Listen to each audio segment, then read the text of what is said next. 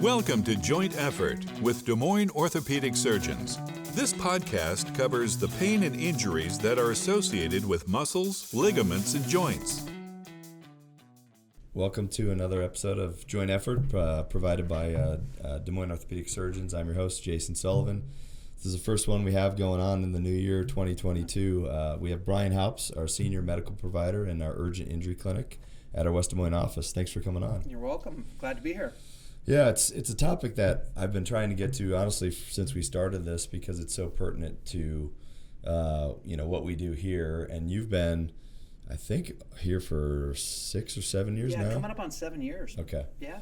It's an amazing amount of dedication you've had to DMOS, and I know that your specialization in orthopedics and your background has really set up our urgent injury to be streamlined, efficient, and provide appropriate care for our patients. So just to, first of all, thank you for doing that over the last 7 years. You're welcome. It's been my pleasure. And I'd like to get into a little bit of your background and kind of what led you down this path. So tell our audience kind of where you went for undergrad. Sure. I graduated from Buena Vista College. I grew up in Manson, Iowa.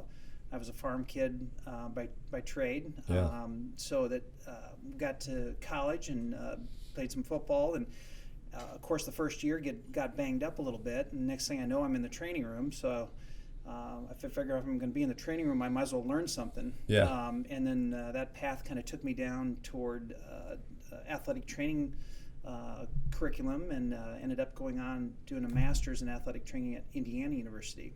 So for that year, were you with all their programs, football and things like that? I was actually assigned kind of as a GA with their wrestling team. Oh, wow. And so we were kind of fixed. We had, of course, trainers for football, etc. But I was in charge of wrestling and traveled with them and things like that. And they always lost to Iowa, I'm guessing.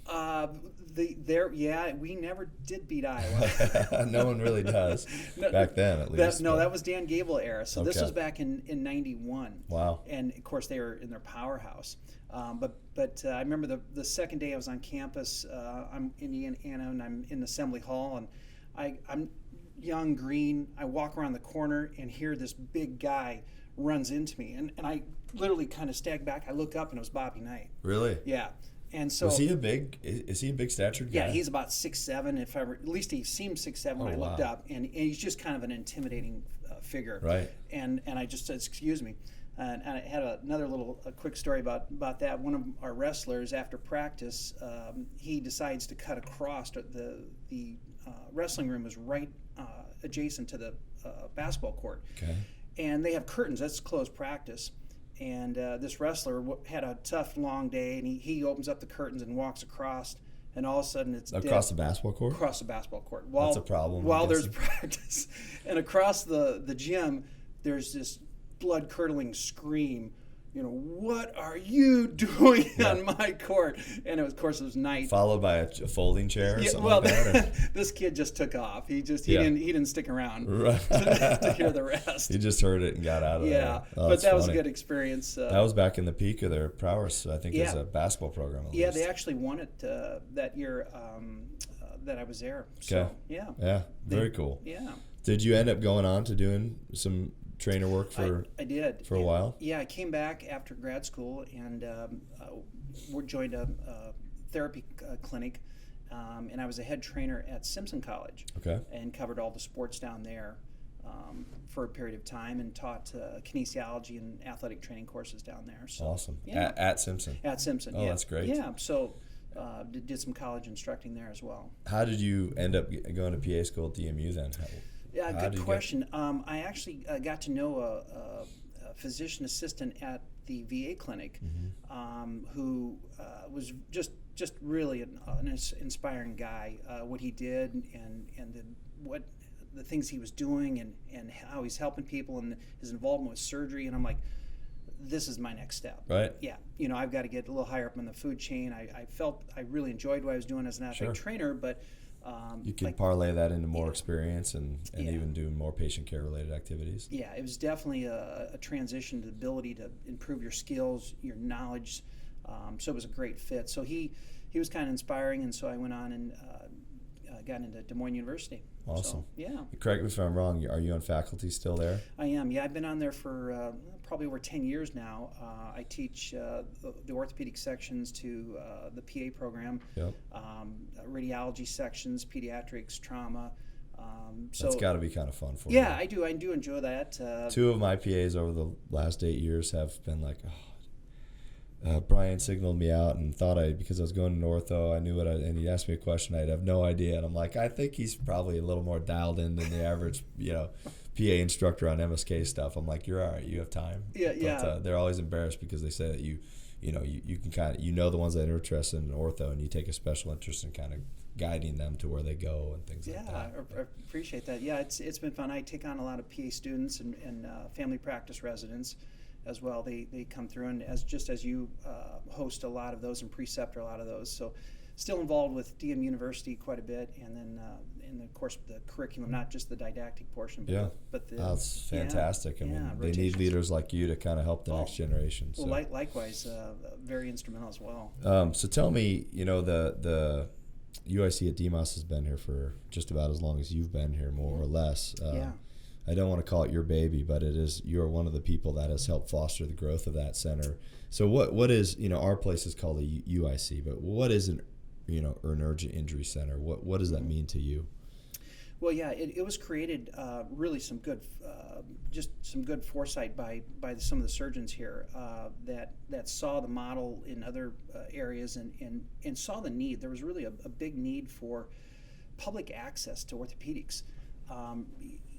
Folks can go to the ER, they can go to other urgent care clinics, and there's really no subspecialization there.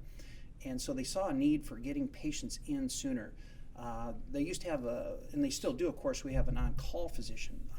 And so it really, really freed up that on-call physician to deal with more of the urgent cases. We created a really large volume of patients at this point through word of mouth, through referral basis. The word kind of got out that we were specializing in orthopedics. We weren't focusing on sore throats, we weren't focusing on belly pain, right, etc. We could have dedicated providers with orthopedic experience that would be able to evaluate and assess, not have to wait around for a radiology read. We could have immediate access to surgeons like yourself that can give us additional consultation and get those folks into the system and be able to treat their injuries instead of having to wait 3-4 days or maybe even a week or longer to be seen. They had immediate answer, and that was the wonderful foresight that a lot of your the partners had. I know previous system was an office call guy, and when someone called in and a provider said, hey, I need this person seen today, in the middle of a clinic that's scheduled, that can be a dissatisfier for your patients that are already scheduled. And not that we don't make exceptions all the time to that, but if you can get the same amount of care, disrupt less people, and get them plugged into the system and get the ball rolling, it's an amazing tool. But it's not only about getting the ball rolling on maybe an injury to the knee where someone needs an MRI, but there are some times where you take the patient from being there to the completion of their treatment, correct? That's correct. Yeah, we probably are seeing 15 to 20% of our patients have fractures. And so those are situations that you just can't wait around, and so we are able to get folks seen immediately. Orthopedic. In fact, right before I came, situations where I was just on the phone speaking with one of our surgeons about a case, and so these are folks that you can't wait around. What's the average wait time in UIC? Just ballpark. Depends on the day, and that's a good point. That we're trying to get folks in within 30 minutes to be seen by a provider. Yep. Now there are times of the day where it might be a little bit longer. We have predictably areas of peak occurrence where folks come in and, like, say, for example, Monday morning, everything's kind of compressed over the weekend, and then we tend to have higher volumes in that time. But most of the time, you're looking at about a 30-minute wait and probably out the door within an hour. Do we have is there a way a patient can check that ahead of time? Is there a tracker? Yeah, we do. If you go on the website. I knew we had it, I just didn't know if it was still. It is, yeah. It's a really nice model, and you can see up-to-date clinic times. Now, we've expanded now up into Ankeny, and so we've got wait time for Des Moines and as well as Ankeny. So you can look online, and we've had patients, I've looked and I see you're from Ankeny. Do you know we have a clinic up there? Well, the wait time was too long. You're kidding? No. Okay. I've had folks who have done that, and vice versa. Right. So, aside from word of mouth, are there certain providers' offices that know they just call you directly and say, I have this, and it's more or less Concierge way of facilitating the problem for them? Is that right? Yeah, absolutely. We also we go by access center as well, and so a lot of the primary care physicians utilize this. That access of their patients to get into a specialist.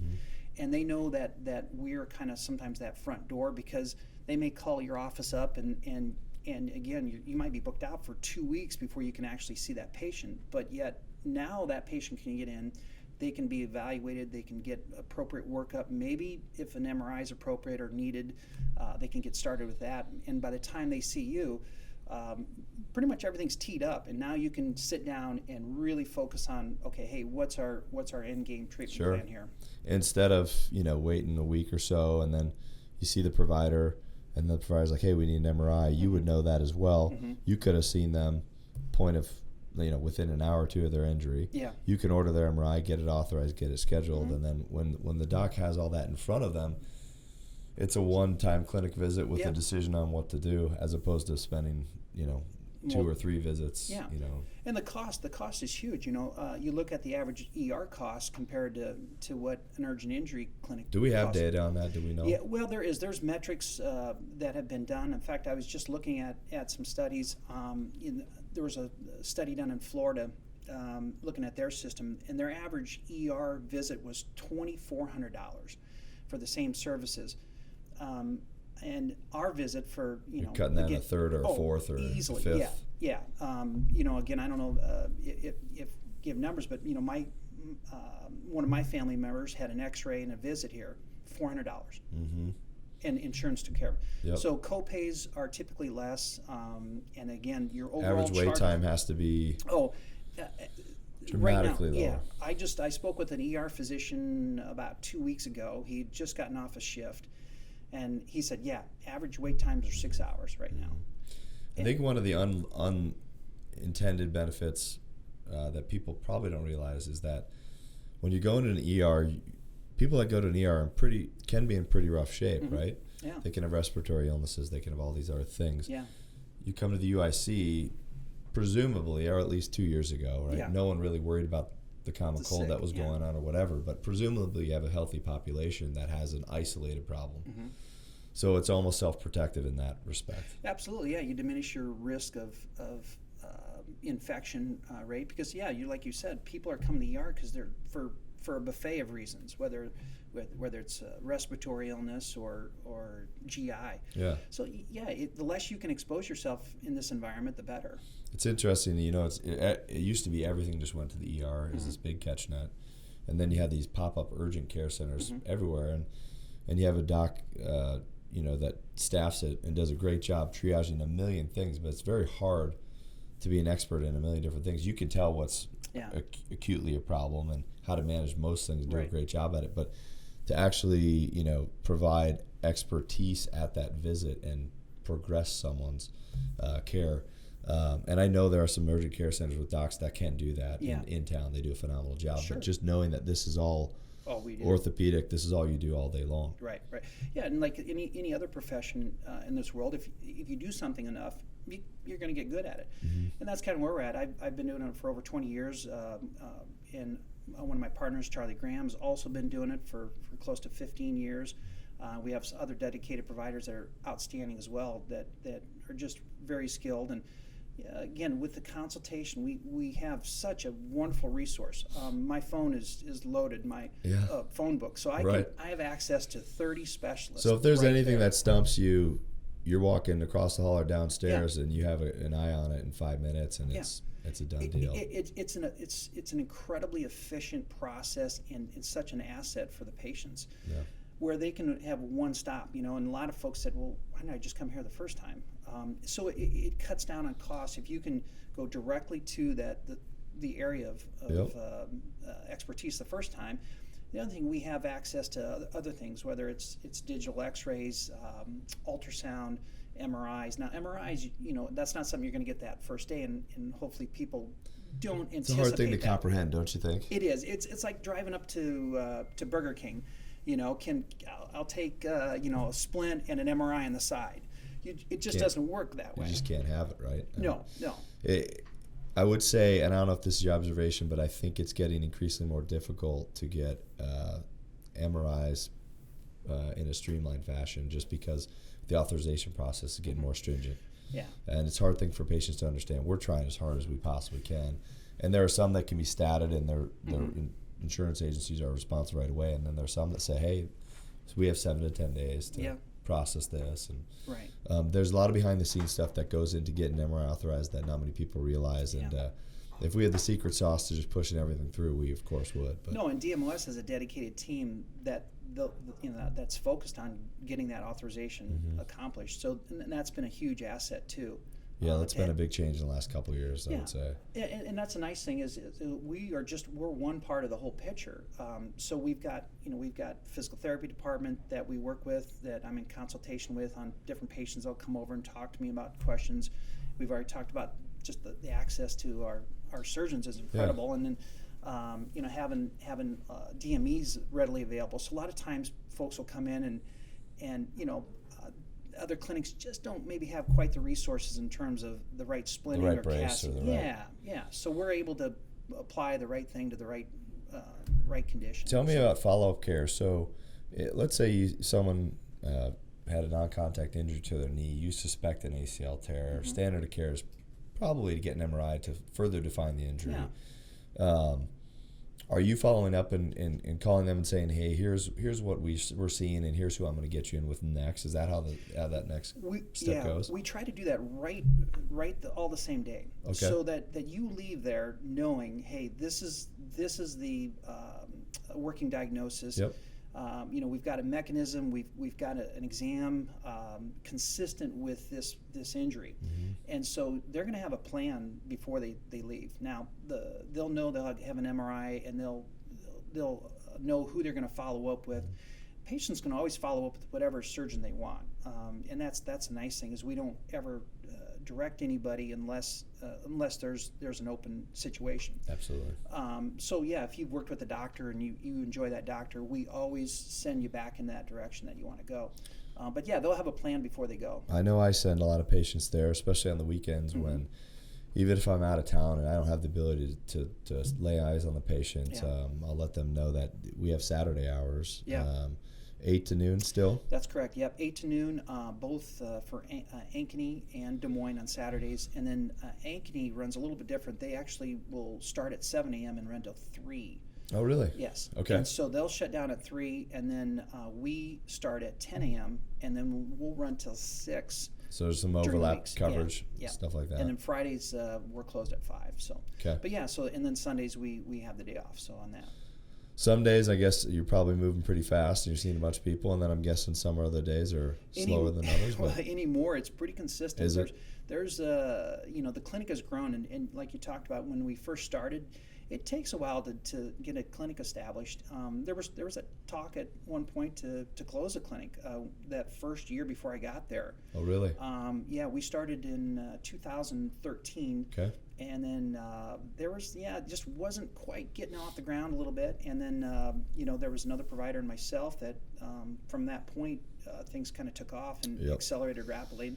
I think, we just try to do a good job with folks, try to provide the care that they're looking for. And, if you do that, things fall into place. Well, you have to be, people enjoy seeing someone who's excited about why they're there. Not because you're excited in their injury, but you're excited about the expertise you can bring to their situation. Yeah. I call it value added, right? Yeah. So if someone's just punching the clock and seeing patients, and it takes a fire starter a little bit with newer ventures, and you being one of them. So, I think your skill and your attitude, you have to have both of those up there, or else it's not going to work. You have to have some level of confidence. And some level of experience to fall back on, right? Absolutely. I the first 10 years of my career I was spent in orthopedic surgery. So obviously that experience working with surgeons during that interval and has just obviously been a tremendous foundation to be able to use that in this scenario now. So tell me a little bit about some of the procedures you can do up there. You mentioned ultrasound. I'm guessing you use that for both diagnostic and maybe even some, therapeutic injections and things like that. Yeah, the foundation of ultrasound I use it for is mostly injections, especially the small joints and some soft tissue. To me, it improves the efficiency or the efficacy of the injection. I know I can watch that medicine go in. I can see it's delivered. So there's no guesswork. So that's both reaffirming to me as well as a patient. Do you find the patients actually? Oh yeah, they like that. Absolutely, yeah. Even simple things like a trigger finger. And then some people would say, "Oh, you don't need ultrasound for trigger." Well, you don't, but I sure know exactly where I'm at. And I've actually learned some things on ultrasound that just the depth that I was going previously, and I can actually see that I'm not going in the tendon and I'm staying away from neurovascular structures. So from a safety and an efficacy standpoint, I really, really enjoy ultrasound. You're doing those every day then, I would imagine. Yeah, I do. More or less. I also do aspirations, so I've had, like, for example, a shoulder that was suspected. A primary care physician sent a shoulder over that they thought was infected, put an ultrasound on, and yeah, absolutely, I can see a pocket of fluid, and I was able to direct without having to fish. Whoops. So you know where you're going. Yeah, you're either in the joint or you're not, which is huge information when it comes to an infection. Yeah, obviously. and this was a isolated area of fluid that was very localized, and I was able to guide the needle in, and it was, of course, it was infected. So yeah, I use it, and then some diagnostics takes years and special training, and so I'll use it for certain situations. I've had septic hip in kid where you could see the fluid collection. Have you really?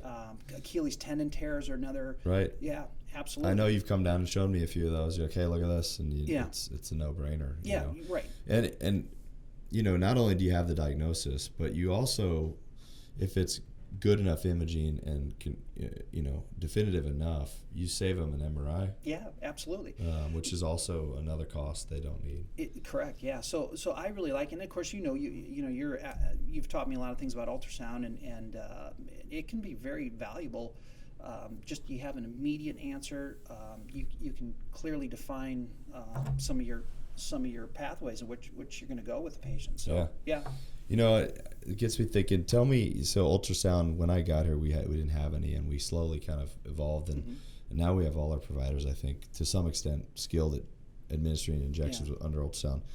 But so I guess we think about it, the evolution of orthopedics in general, like 20 years ago versus today.